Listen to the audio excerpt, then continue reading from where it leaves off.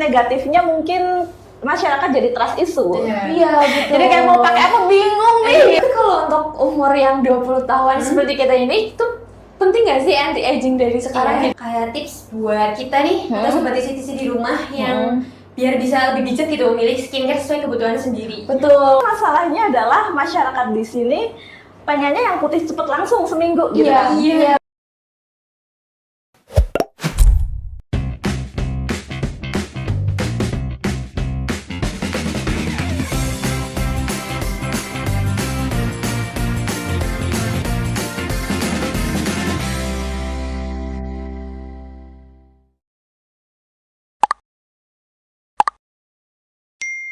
Halo sobat isi, Welcome to Rolling rotasi keliling, Sharing sambil healing. bareng aku Fauzia. Dan aku Puspa. Di sini kita bakal ngobrol asik bareng gestar yang menarik dan kita nggak cuma ngobrol, kita bakal bantu kalian cari cara asik buat healing bareng kita.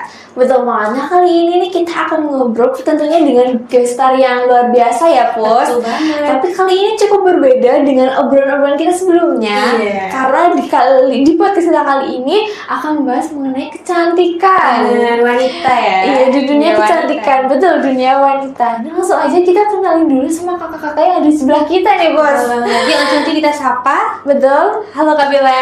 Halo Kak Bella.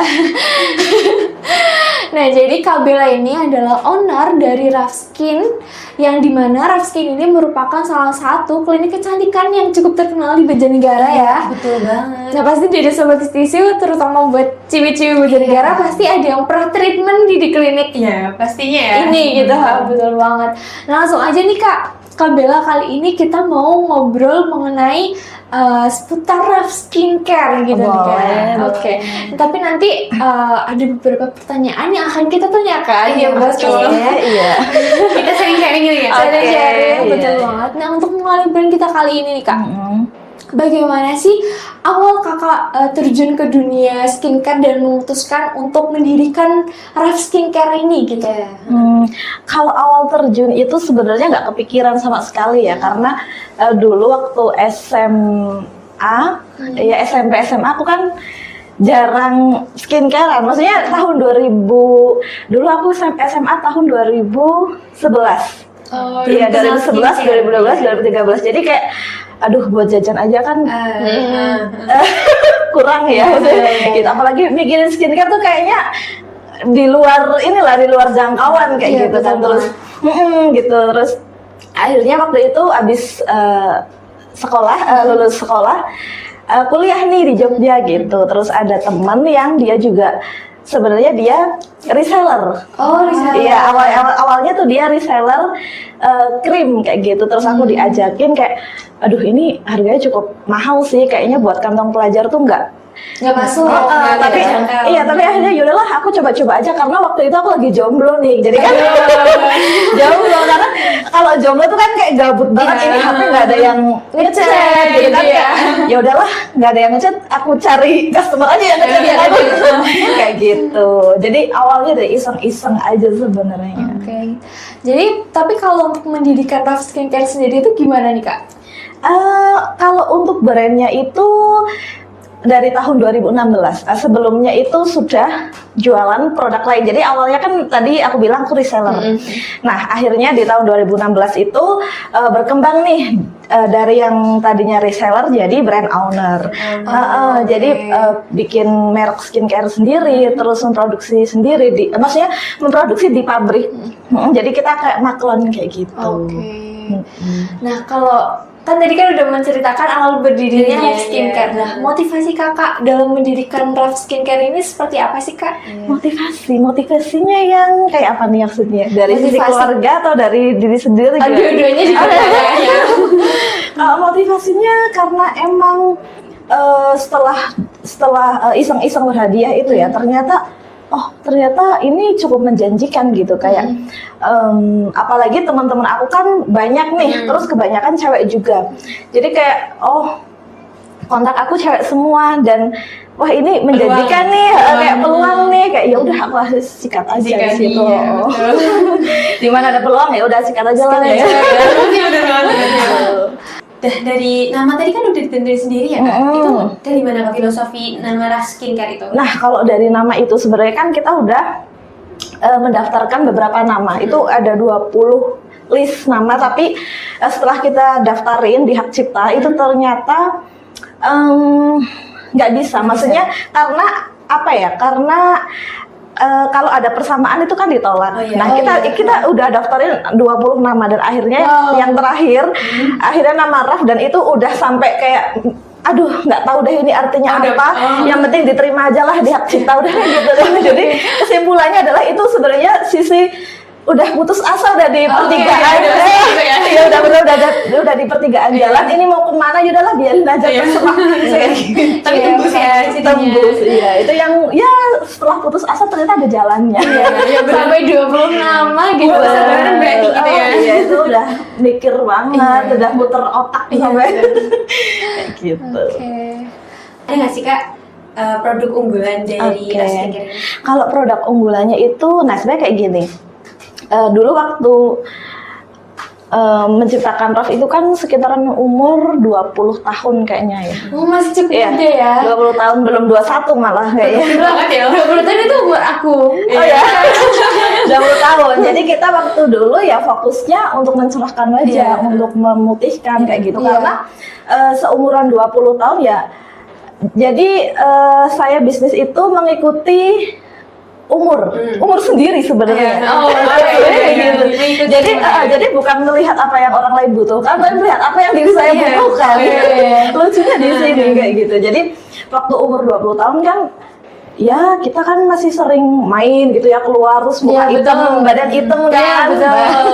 Kayak itu. Jadi waktu itu fokusnya kita di mencerahkan wajah, di memutihkan kayak gitu. Nah, kalau untuk sekarang karena umur aku kan udah 29 nih, OTW 30. Jadi fokusnya udah berbeda lagi. Fokusnya kita di anti aging, di kerutan, di masalah flek kayak gitu. Apalagi kalau buat ibu-ibu tuh kan yang abis lahiran tuh kan biasanya KB tuh. Nah, terus muncul flek. Nah, kita fokusnya di situ sih. Kayak 25 tahun ke atas gitu. Mencegah penuaan dini. Bener banget. Bener, anti aging, anti wrinkle, biar nggak ada kerutan-kerutan gitu lah. Tapi kalau untuk umur yang 20 tahun seperti kita ini, itu penting nggak sih anti aging dari sekarang gitu? Kalau 20 tahun itu sebenarnya anti aging yang terbaik ya. Itu lebih ke makanan sama olahraga sih, kayak workout gitu. Dari dalam dulu Pak. Iya, benar. Terus sama pemakaian sunscreen itu memang dari bayi, kalau bisa sih udah pakai ya. Iya, anak aku dari bayi udah. Maksudnya karena aku paham knowledge-nya ya. Jadi dari bayi aku pakaiin gitu. Kalau zaman dulu kan alah skincare apa atau yang penting perut kenyang gitu ya. Kalau itu minyak telur. Iya, kalau zaman itu kapan Mbak? Iya, kalau zaman sekarang kan udah ini. Iya. Pakai sunscreen enggak ini? Pakai sunscreen. Gitu. Nah, dari produk-produk yang tadi yang memutihkan anti aging itu apa sih Kak yang bikin produk itu spesial dari produk lain gitu? Spesial dari produk Raf yang lain atau gimana? Produk dari skincare yang lain. Oh gitu. Karena kalau dari sini itu kan nanti untuk mendapatkan produk itu harus konsultasi dokter dulu. Jadi tidak bisa ditebus sembarangan kayak gitu. Dan kalau misal satu orang nih mau beli 2 paket kayak gitu, itu juga belum tentu bisa karena melihat satu paket ini harusnya habis 2 bulan contoh kayak gitu. Nah, jadi kalau misal mau beli 2 paket ini berarti 4 bulan lagi dia baru bisa beli kayak gitu. Jadi memang kita resepkan sesuai dengan kebutuhan kayak gitu. Nah, kalau misal itu kan tadi udah tuh ada skincare spesial dan yang keunggulan dari Raf Skincare sendiri. Nah, gimana sih cara Raf Skincare itu mengikuti tren perkembangan zaman di industri ini? Sekarang kan banyak banget nih skincare. Kalau aku lihat di TikTok itu benar-benar kayak pakai apa ya namanya? Intinya banyak banget produk. Iya, betul booming banget gitu. Sebenarnya malah lebih ke kayak gini. Sekarang kan lagi ada isu tentang overclaim. Oh iya, kan? Doktif tentang overclaim, terus apa lagi ya? Yang dari China dimasukin ke Indonesia dengan di apa tuh labelin kayak gitu kan. Nah itu justru kayak aku kayak oh my god bisnisnya kayak gitu gitu kayak loh kalau kayak bagi saya kayak gitu udah nggak ya mungkin bagi itu wajar aja tapi bagi saya udah nggak wajar kayak gitu. Nah gimana caranya supaya Raf Skincare ini tetap terjaga quality controlnya dan lain sebagainya, ya kita tetap jujur di produknya itu sendiri, isinya apa, bahan-bahannya, terus jangka waktu jangka waktu hasil. Itu kapan kayak gitu. Oke. Sekarang juga lumayan cukup ini ya tren gitu, bukan tren sih, kayak marak banget di TikTok. Jadi di TikTok itu ada Doktif, kamu tau nggak? Iya. Doktif itu kayak mereview skincare gitu. Dan kalau misalkan itu ada bahan pengawetnya tuh nanti nggak approve gitu. Nah jadi itu malah kayak mengajak orang-orang biar kayak ternyata produk ini tuh nggak worth it gitu. Bener banget. Nah, jadi memang kalau Raf Skin sendiri mungkin karena udah terjaga kualitasnya, jadi kayak penduduknya atau pemakainya juga udah nggak ragu lagi gitu pakai. Karena ya mulai dari review itu bisa diambil positifnya ya, jadi masyarakat teredukasi. Tapi untuk sisi negatifnya mungkin masyarakat jadi trust issue. Iya betul. Jadi kayak mau pakai apa bingung nih gitu kan. Termasuk saya sendiri juga. Mau pakai ini katanya itu, pakai itu katanya ini. Aduh pusing banget kan. Nah, mungkin solusinya adalah datang ke kliniknya langsung konsultasi sama dokter. Iya, setuju, aku juga setuju. Gitu. Jadi kita tahu nih kayak kulit kita tuh lagi kebutuhannya apa, solusinya apa kayak gitu. Betul banget. Nah, kalau dari tantangan terbesar pada saat membangun Raf Skincare sehingga bisa terkenal di banyak negara itu gimana sih, Kak? Tantangannya uangnya, Kak. Ini jujur aja ya. Iya, karena kan ketika kita lagi bikin rumah, contoh ya, bikin rumah, bikin toko, bikin ruko, bikin bisnis, yang tadinya mungkin sudah direncanakan 500 juta contoh kayak gitu kan, bisa membengkak nih 2 kali lipat ya. Itu tantangan terbesar sebenarnya.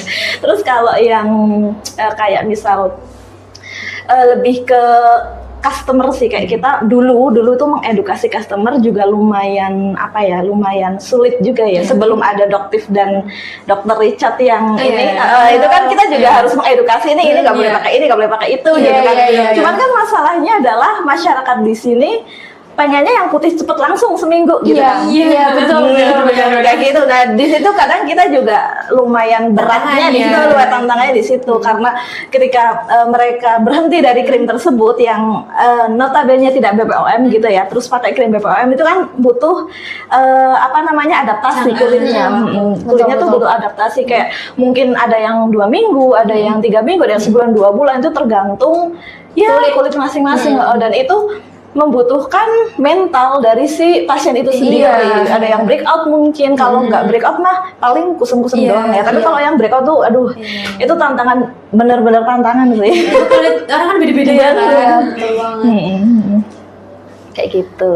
Nah, kalau dari cara Kakak menghadapi tantangan tersebut bagaimana nih, Kak? Caranya lebih ke kita follow up terus ya, maksudnya kayak misalnya ada pasien datang satu nih, terus masalahnya adalah jerawat gitu ya, terus dia pakai krim yang yang belum BPOM, misalnya ada yang merkuri dan lain sebagainya kayak gitu. Nah itu kita edukasi terus menerus, kita kasih knowledge-nya ini harus gimana, terus nanti ada yang harus dihadapi dia ke depannya tuh seperti apa gitu. Jadi sebelum dia kayak aduh kok ini aku seperti ini, nah kita udah jelasin dulu nih di awal. Jadi biar pasiennya juga nggak panik ya, gitu. Tenang, aman, udah dikasih tahu dari awal. Betul, udah dikasih tahu dari awal, udah dikasih knowledge-nya, pokoknya nanti seperti ini, dan santai aja, sabar aja. Kalau nggak kuat, kita jujur aja ya, aku nggak ngasih harapan gitu. Jujur aja, kalau misalkan kamu kuat, ini mungkin lebih dari 2 bulan contoh ya, itu baru kulit kamu nanti cerah lagi. Tapi kalau kamu nggak kuat, mungkin kamu akan balik lagi ke skincare yang dulu kayak gitu. Jadi kita nggak jual nggak jual harapan gitu, jujur-jujuran aja, emang seperti itu keadaan. Nggak PHP gitu ya kan. Iya. Dari yang tadi Kakak udah sampaikan nih, dari berbagai macam kandungan atau bahan-bahan yang digunakan pada skincare. Nah, kira-kira dari Kakak sendiri, dari mana sih awal belajar mempelajari bahan-bahan yang terkandung dalam skincare gitu, yang aman ini, yang nggak aman ini gitu? Untuk produksi skincare itu kan kita di pabrik ya, dan pabriknya itu lumayan besar, terus kita sebagai owner juga harus tahu nih kandungannya ada apa aja. Contoh ada retinolnya, niacinamide atau bakuchiol dan lain sebagainya. Itu nanti di sana di R&D namanya ada apoteker yang membuat produk sampel gitu. Jadi sampel ini nanti ada kandungan ABCD bisa ditulis semua. Sampelnya itu kita bebas request, kayak mungkin aku butuh 4 sampel nih, nanti kita pakai dulu kayak gitu. Nah hasilnya seperti apa. Nah setelah itu ketika kita sudah fix sama sampel yang B contoh kayak gitu, nanti biasanya aku minta sampel kayak 20 piece kayak gitu, 20 piece untuk dipakai di berbeda orang. Diuji coba berarti. Iya benar, diuji coba dulu. Nanti kalau misal responnya baik, responnya ini aku ambil, tapi kalau enggak nanti akan ada revisi lagi. Evaluasi ya. Benar, terus harus selalu dievaluasi ya namanya. Apalagi ini kan skincare menyangkut dengan kulit, harus benar-benar yang terpercaya. Betul banget. Nah dari kakak sendiri ada nggak sih kak kayak tips buat kita nih atau sobat TC di rumah yang biar bisa lebih bijak gitu memilih skincare sesuai kebutuhan sendiri? Betul, karena juga kita masih minim belajar. Iya, minim ilmu ya. Kalau buat umur 20 tahunan biasanya yang wajib banget itu harus pakai sunscreen ya. Apapun keadaannya, apapun kondisinya, walaupun kita nggak makan, kita harus pakai sunscreen. Betul, walaupun di rumah aja, gitu. Walaupun nggak bisa makan, walaupun nggak bisa bangun, tetap harus pakai sunscreen. Itu harus pakai sunscreen. Karena sunscreen itu penting banget. Apalagi kalau kita aktivitas di luar ruangan, kena sinar mata itu wajib banget. Dan kalau kulit normal, maksudnya nggak ada jerawat kayak gitu atau tidak mudah berjerawat, itu minimal pakai sunscreen yang SPF 50. Oh, itu yang tidak berjerawat. Itu normal. Iya. Tapi kalau misal kulitnya berjerawat kayak gampang banget jerawatan gitu kan, pakai sunscreen SPF 50 jadi berminyak dan sebagainya, nanti pakai yang 35 itu cukup. Diturunin berarti ya SPF-nya? Bukan diturunin, itu lebih ke kalau kulit sensitif dan jerawat itu memang di SPF 35 itu udah cukup kayak gitu. Tapi kalau kulitnya normal tapi oily gitu gimana kak? Itu tetap pakai sunscreen 50 ya, karena mencegah bintik hitam, flek kayak gitu. Aku selama ini pakai 35. Itu berarti kurangnya ya. Evaluasi ya. Tapi kalau cukup. Ya maaf nih kak. Kalau misalkan kita nih sebelum make up kan biasa kita make up tuh. Sebelumnya kan kita pakai sunscreen misalkan SPF-nya 35. Terus setelah itu kita pakai foundation atau skin tint yang udah ada SPF-nya juga. Itu kayak cukup nggak sih kak? Apa memang kita harus pakai sunscreen yang SPF-nya tetap 50 gitu? Itu komposisinya seberapa banyaknya kita pakai.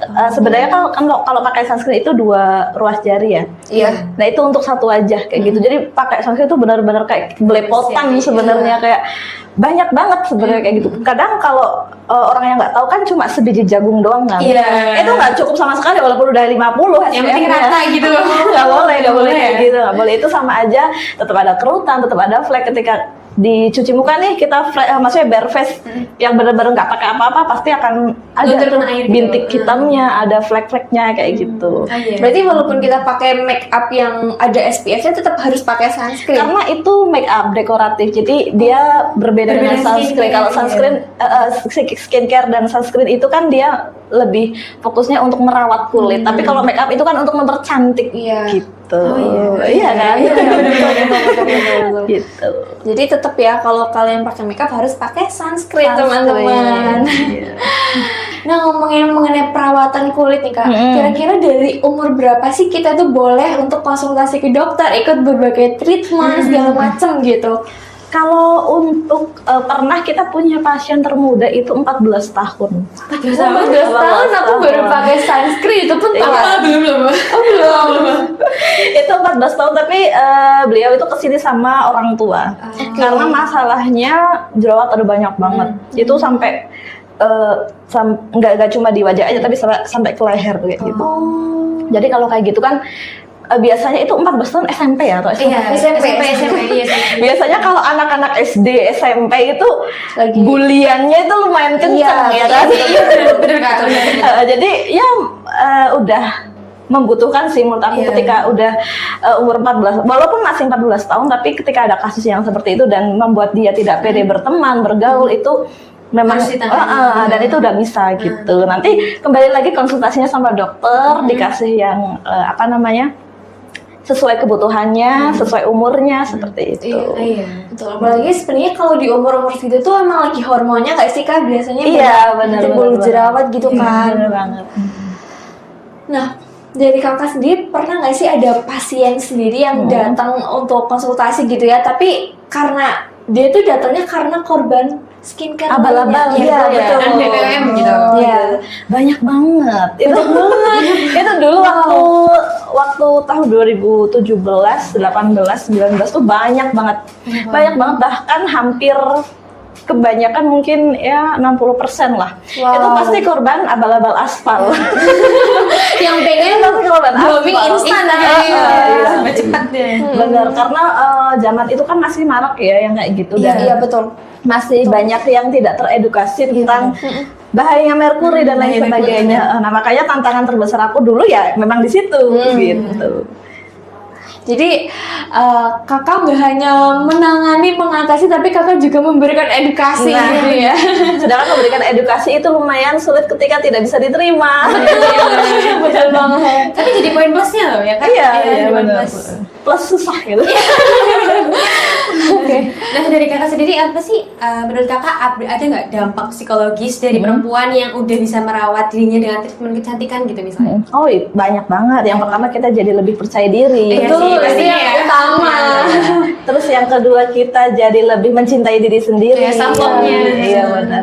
Terus yang ketiga kalau mungkin aku pribadi itu untuk diri sendiri kayak misal perawatan massage atau lulur atau krim bat atau facial, pokoknya hal yang dilakukan physical touch oleh orang lain itu seminggu sekali. Setiap hari Kamis tuh kayak udah wajib kayak gitu. Tapi rutin gitu ya? Rutin itu harus seminggu sekali karena supaya kita lebih mencintai diri sendiri, lebih menghargai diri sendiri. Dan ketika ada orang yang kayak ngatain kita mungkin ya atau ngomongin tentang kita tuh kayak apaan sih? Karena kita udah mencintai diri sendiri dulu, menghargai diri sendiri dulu dan punya batasan sampai mana kita mendengarkan omongan orang lain. Iya, Kayak betul, gitu. Jadi harus merawat diri sendiri dulu sebelum merawat orang lain. Sebelum merawat orang lain Iya ya. dong. Tapi memang mencintai diri sendiri tuh salah satunya adalah dengan cara kita merawat, kita Betul. pergi treatment, kita beli baju. Iya, buat kesenangan asal nggak berlebihan Iya, gitu. betul.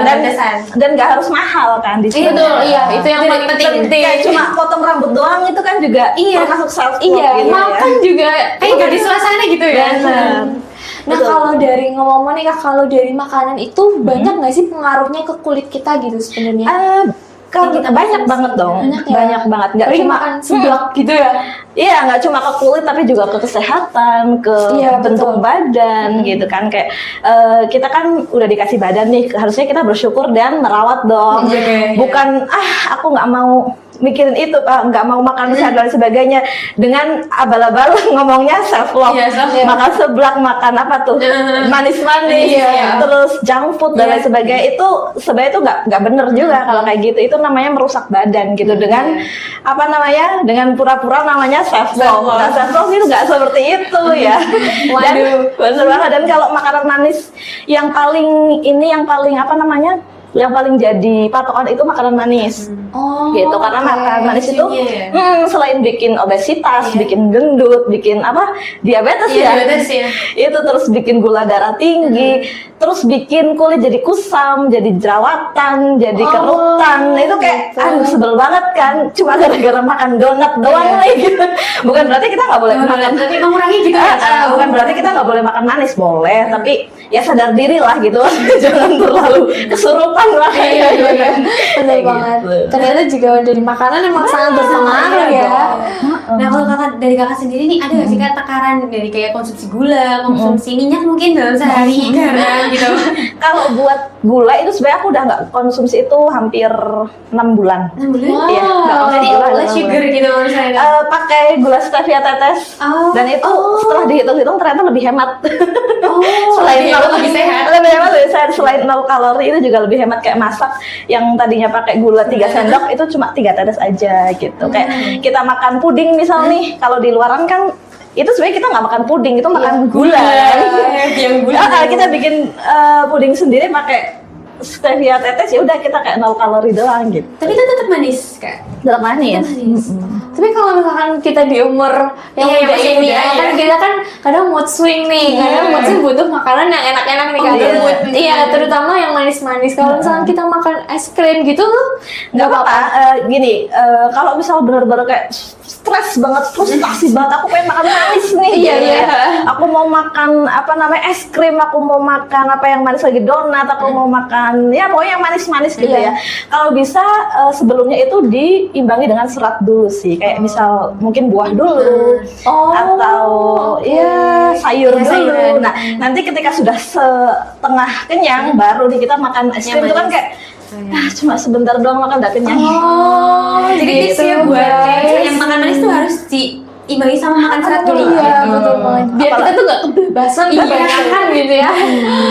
Apalagi kalau pagi-pagi tuh kalau bisa jangan makan manis dulu, karena kalau kita makan manis di pagi hari, siang harinya, sore harinya tuh kita bakal craving pengen makan manis terus. Iya benar. Dan Dari itu itu gulanya ditinggiin. iya, dan itu kan bikin kita lemes. Kalau udah lemes kayak pikirannya manis. Iya. Gitu. Jadi Pernah juga iya, Jadi jalan kecil dan manis gitu. jadi hindari makan manis di pagi hari. Pagi hari tuh harus makan buah, sayur atau apalah gitu dulu baru bolehlah makan manis. Gitu. Oke, nah yang terakhir nih Kak, kalau dari balik lagi ke Raf Skincare, menurut Kakak sendiri nih atau harapan Kakak terhadap Raf Skincare kedepannya itu seperti apa Kak? Harapannya mungkin lebih tetap ya menjaga kualitas lagi, terus treatmentnya nanti akan lebih banyak lagi, terus alat-alatnya juga akan lebih berkembang lagi, lebih canggih lagi, dan pelayanannya tetap memuaskan. Iya betul. Dan pokoknya kayak pasien mau komplain tuh nggak bisa gitu, karena udah nggak ada yang perlu dikomplainin lagi. Pasti banyak gitu. Gitu. Amin. Semoga kita doakan Raf Skincare semakin Jaya. semakin maju dan semakin banyak peminatnya. Banyak bermanfaat bagi orang sekitar Iya, juga. terutama untuk wanita yang ingin glowing gitu. Mungkin abis ini Puspa mau treatment? Iya, nanti ya coba dipikir dulu. Ya dompet. Oke. Dari Kak Bella sendiri ada nggak sih Kak tips buat sobat di rumah atau aku sama Kak Ave gitu buat memulai bisnis baru gitu di dunia skincare? Kalau buat di dunia skincare atau seluruh dunia nih bebas gitu. Di dunia skincare Iya, khususnya. skincare dulu, ya. Kalau dunia skincare mungkin memulai ya. Karena awalnya kan aku tadi bilang iseng-iseng. Iseng-iseng. Jadi kalau di skincare mungkin kita lebih paham dulu nih skincare apa yang sebaiknya kita mau jual dulu. Terus abis itu kita punya pasarnya dulu. Pasarnya kalau skincare ya cewek gitu ya. Terus yang ketiga mungkin untuk menstok barang itu jangan dulu. Kayak gitu, kayak mungkin dropship dulu atau kayak gitu. Biar kita tahu laku apa enggaknya gitu. Iya, karena kalau misalnya kita langsung stok ini bakal beresiko banget, benar. apalagi kalau belum punya pasarnya. Pas- Masalah produk itu dipikirin nanti aja deh, gitu. Yang penting ada pasarnya dulu kayak gitu. Nah untuk Sobat ITC, kalau kalian ingin membuat produk sendiri gitu ya, kalian juga harus memikirkan bagaimana pasarnya, terus produknya, resikonya, betul, iya juga. kualitasnya, dan gimana cara kalian untuk menarik pelanggan gitu ya. Meyakinkan pelanggan itu sangat penting gitu. Oke nih, jadi kesimpulan dari Puspa? Oke, jadi buat sobat di rumah yang pengen memulai bisnis, jangan ragu ya. Kita harus tetap walaupun dari gabut tadi, dari keisengan Kak Bella tadi Iya, bisa betul. bermanfaat ya, membangun Iya, skincare betul. berdiri sampai saat ini gitu ya Kak. Nah kita juga udah dikasih tahu nih gimana cara tips buat memilih skincare yang sesuai dengan kebutuhan kita. Seperti itu. Betul banget. Nah jadi sekali lagi terima kasih untuk Kak Bella yang sudah sharing-sharing ya mengenai ilmu perskincarean ini. Jadi jujur aku juga jadi tahu ya. Nambah inspirasi gitu. Iya, nambah inspirasi, nambah ilmu juga, nambah pengetahuan. Nah untuk Kak Bella nih boleh dong di username IG-nya gitu. Boleh Username IG-nya @steffi__Bella, L-nya 2. Oke, kalau untuk Raf Skincare Raf Skincare Raf__estetik. Oke, nanti kita cantumin di description. Iya. Kalau nggak nanti ditaruh di sini ya, editor.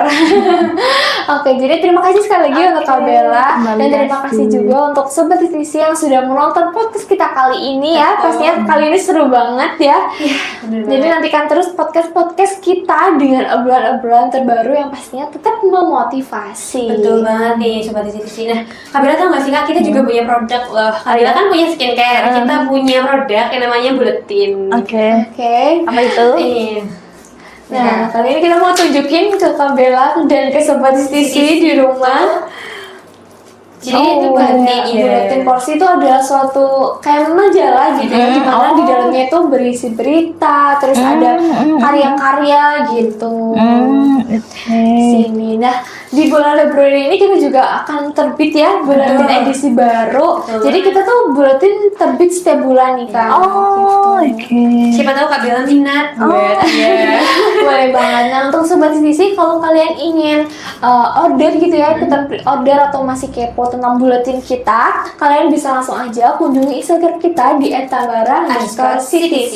Dan jangan lupa subscribe akun YouTube kita Tambara CTC, dan jangan lupa juga follow akun Rotasi di Spotify ya. Oke. Nah, sekali lagi terima kasih untuk Kak Bella. Oke, kembali Terima kasih untuk Sobat Nutrisi di rumah. Jadi, thank you for watching and see you. Bye-bye.